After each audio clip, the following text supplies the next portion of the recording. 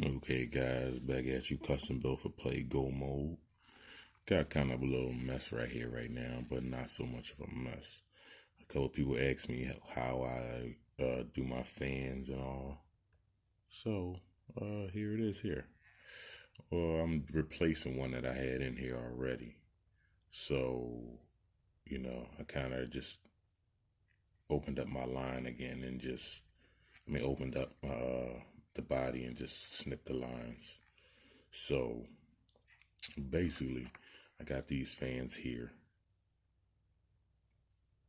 and they're about maybe 12 for maybe $6 or something like that. So, I got them off Amazon, and actually they run actually good. So what I'm gonna do is let you guys see actually what I do actually. So, basic things, basic heat shrink just to fit. Got kind of a mess all over the place right now, but I just said, you know what, since I'm doing this, I said might as well show you guys, the ones that had the questions anyway, on what I'm doing with fans and how I'm making my fans. Here it is, and just snip just a small little piece of heat shrink. You can lay it right there, small little sections off. Okay, and you see I already pre-did everything here, stripped everything down. So I can just take that and just slip one straight through. I try not to separate these wires too much from a distance because I don't want them bending and bowing inside the body. So there's one down and one to go. So here's the next. Just that simple. And this is plugged into the spare box. That's all this is. This is nothing different. Where you will plug your fans and things in. I don't plug nothing into my ECSs. If you look at this is crazy too. But yeah, this is it. Just match the wires up to where I had them before. And I usually tie mine off like this here. I fan them out.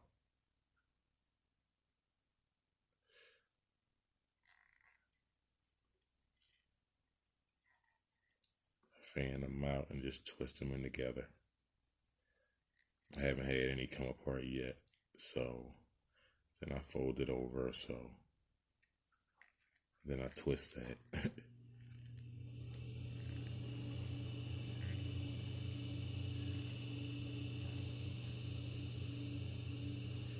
And then I end up with a little ball on top there. And I just take that and just slide it through. There's also other ways you can do this too, guys. They have also these crimping ones too, where you just put them on there and you just clamp down on it and it's supposed to just hold. But I don't like those. I have those. They were more or less for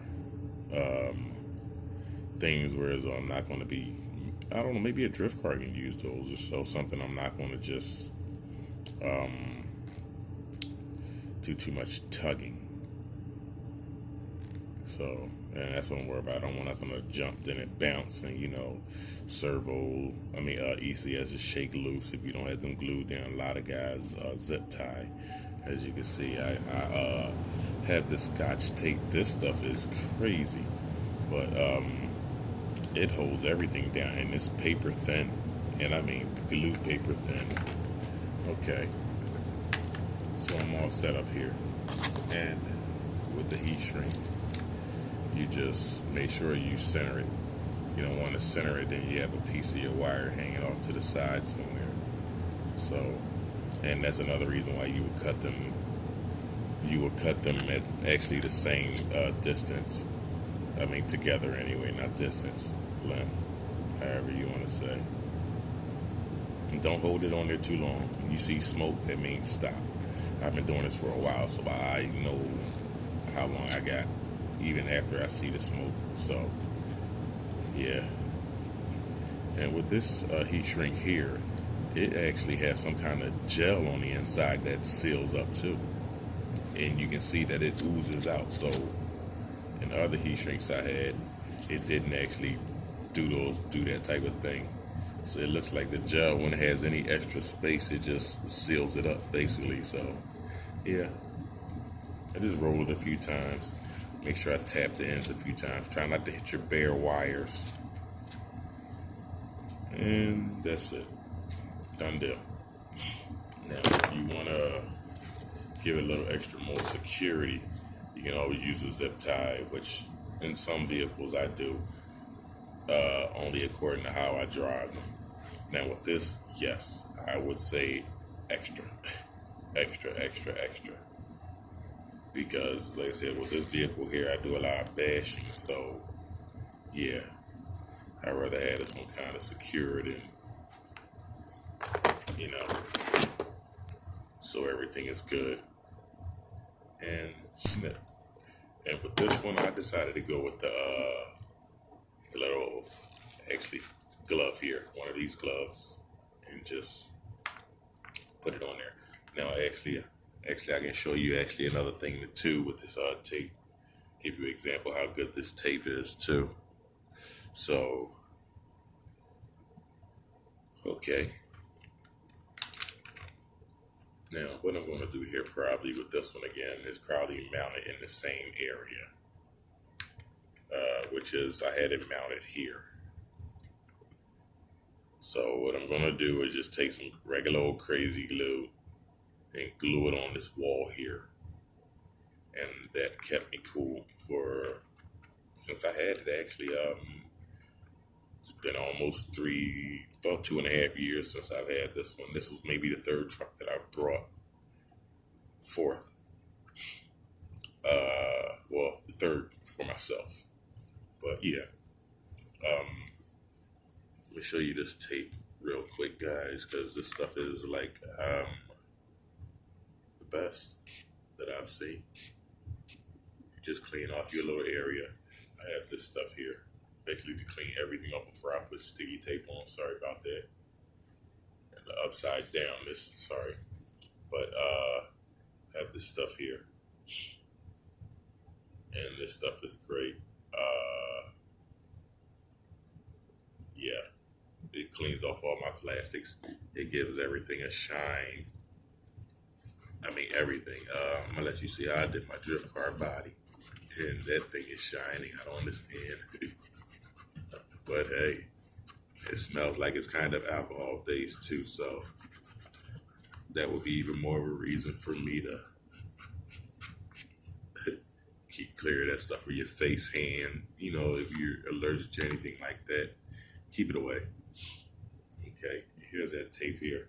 It's regular old Scotch window insulation translucent tape for indoor use only. But like I said, it doesn't come off. I haven't seen a problem. And more or less, not too much water gets in here, so I don't have to worry about the indoor part that they're talking about too much. Because it basically is indoor, in-car, however you want to say. If you want to be funny or crack a joke. But hey, it works.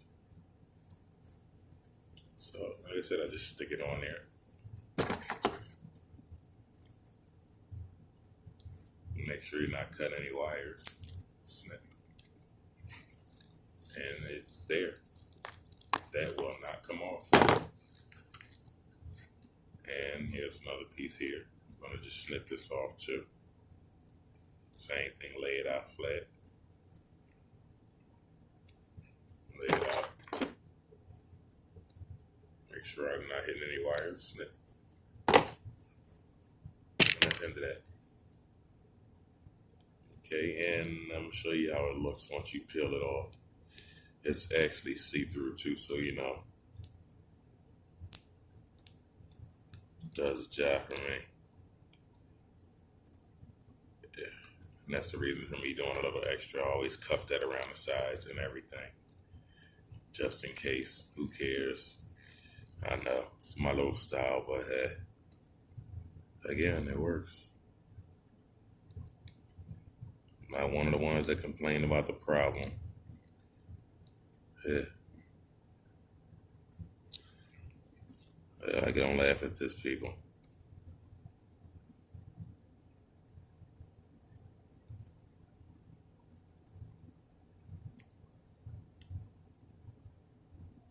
Put a whole damn house together. Sticky tape got me stumped, huh? Okay. And boom. Let me spin it this way here. Or rather, it is to the sides there somewhere. Okay. And that's it. Now, what I would advise is you let this tape sit for a second. Give it a little squirm around. And it's stuck to the bag. Okay. Now, let's get this thing lined in and up in there. That'll be my next step here. But my main purpose with this was to check this motor here, which is a 370. Sorry guys, a 3670. I brought this a while ago, but fits snug with space, more space than I thought. I thought it was rubbing actually. This little hole here, but it wasn't rubbing it. So that way when I get my new body, then it'll come across all of that and I'll just have to trim off this piece here. But I just wanted to see how this thing would go. Yeah. I'm gonna give this a run. I got maybe a 15 tooth pin. 15 tooth pin on here. 120 ECS and shocks from the T-Max. So I'm gonna give this thing a run.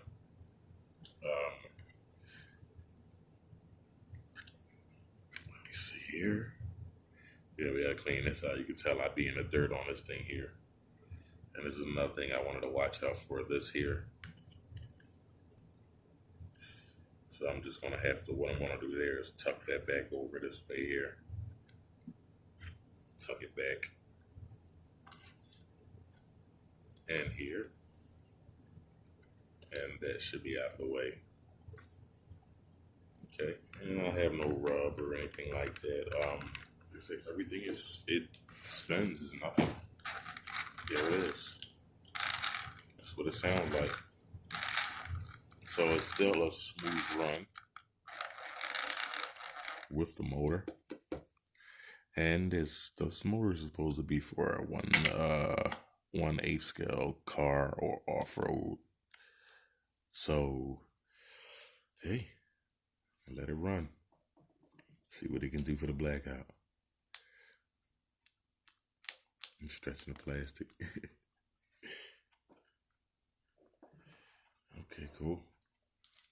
All right, guys, that's a look at that blackout. All right, let me grab this, turn it around.